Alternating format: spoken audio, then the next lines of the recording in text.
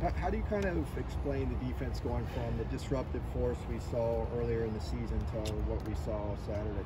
Yeah, I think we had some issues on the back end.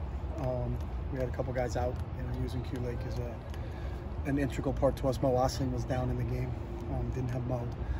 So we had challenge at secondary, challenge at depth. Kenny Churchill went down in the game. So we were a little bit inexperienced back there. Penalties hurt us a little bit, I think, sometimes extending some drives and giving them some extra opportunities. So, those are a couple of the issues that we identified watching the tape. Are you still cross-training the DBs for safety and corner? So Say that again. Depends on who it is. Devin Kirkwood stays at one position. He just got here. Not everybody does that. There's a few kids. Mo is one of those guys that's a corner safety, but Mo is down. But not everybody plays both positions. Kenny and Hugh, are they going to be able to? We're going to see what they're what they can push through today. So, when your defense is kind of pressure based like yours is, and a team like ASU picks it up pretty well, how do you adjust? I think you have to adjust and kind of we played a little bit more zone in the second half. Try to protect our guys on the back end, but then we got to get home with a 4-man rush on the front end. So there's an ebb and flow depending on how that goes. So that's part of it. Is you can't rely on as much pressure, because when you rely on a lot of pressure, then you're putting your guys on the back end in one-on-one situations, and you can't always put them in one-on-one situations. So. The penalties, a lot of them were from pretty veteran guys.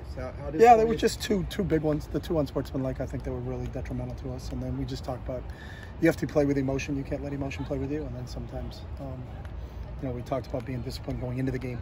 They were a more penalized team, I think, in the conference going into the game, but we had more penalties than those guys, and that was a first for us. So obviously those self-inflicted wounds we have to correct.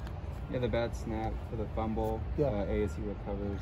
What can you do with your? It's a fundamental thing. It's no different than missing a block or missing on a tackle. It's just it was one of, I think we ran 80-something plays in the game. It was one of 80. But Duke knows that, and Duke works very hard at that. So it's a fundamental thing that we'll correct. What about the run game? It wasn't quite as effective Saturday. What did you see looking at the film? I thought we ran the ball really well in the first half, and then a little bit in the second half we got behind. So we threw the ball a little bit more. That was more by play design than not that the run game wasn't working. So.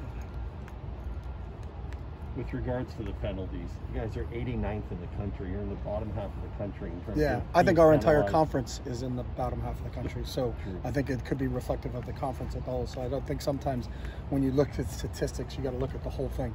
So we're not the most penalized team in our league. There's other teams that are a lot more penalized than we are. But I know our league, all 12 teams are in the bottom half of the country. So that's just what you have to deal with in this league. Why do you think that is? What do you think that says about the conference? Is it the officiating? I know you're not going to say it's the officiating. That is not my deal. That is we need to make sure that we don't put ourselves in harm's way. There are some penalties, that you can live with, but the two unsportsmanlikes were, were two things we just can't do that. So that's part of what we deal with. Is it fair to expect more discipline from a team that's one of the most experienced teams in the country? It's fair to expect it from anybody. There's no excuses, so we don't make excuses for anybody. We don't say I don't say a senior can't have a penalty, but a freshman can't have a penalty. It's we have to make sure that we're not hurting ourselves. So is what we're doing on play to play helping us get closer to our goal, and our goal is to win. So if it's not helping us get closer to our goal, then we need to correct it. Go ahead. How do you think you've run the ball when you're in a formation that's spread out a little compared to a tighter formation when the tight ends are tighter and in line?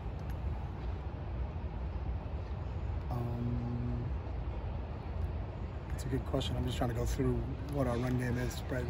I think we've been fairly balanced from that standpoint. I think we've done a good job of that. So. I don't have the numbers offhand, so I couldn't give you. Generally, you've run better when your formations have been spread out rather than when. Yeah, that's arbitrary on what you're looking at. So you're going on yards per carry, or you're going on the efficiency of the play. That's sometimes I think when you look at the data points, you can look at it different ways on how you're doing that. What's your expected value of that run, depending on the situation in the game. So there's a lot more that's into that than to just arbitrary looking at what's your yards per carry on that play. And then some of that gets skewed because you could have 4 carries, one's for 90. And 3 for -6, -5, and -4. But then you look at the play and say we got 4 plays and we're gaining 60 yards a pop. We're not gaining 60 yards a pop. We had 1 long run and then we had 3 inefficient runs. So I think when you really look at the statistics, it depends on how that plays out. That's why I was asking your opinion of what you thought. Yeah, I think a lot of that goes into it. And I can't give you offhand what's our run game out of spread versus tight ends, but there's a lot more that goes into that, and it's really the efficiency quotient from that. Okay. When you looked back at the film of the second half offensively, beyond, I know you said you couldn't get beyond the penalties, but no, you can get beyond the penalties. You know, again, we got to execute. We had the ball down inside. You know, we got to score when we get the ball in the red zone. You know, we didn't capitalize on that. We've been a really good red zone team, but when we came away with 0 points there, I think that was a critical point in the game. We got to come away. You know, we should have been able to punch it in that situation. You know, we got to do a little bit better job. I got to do a better job of play calling down in that situation, put ourselves in better plays, and that's all the things that we look at when we watch film on Sundays. Was that a real read option on DTR's part when he pulled that ball back and took it when you're down at? On that last play, yeah, that was a read play. Cool. Any update on Sam Raza? Sam's unavailable today. What about Mike Martinez?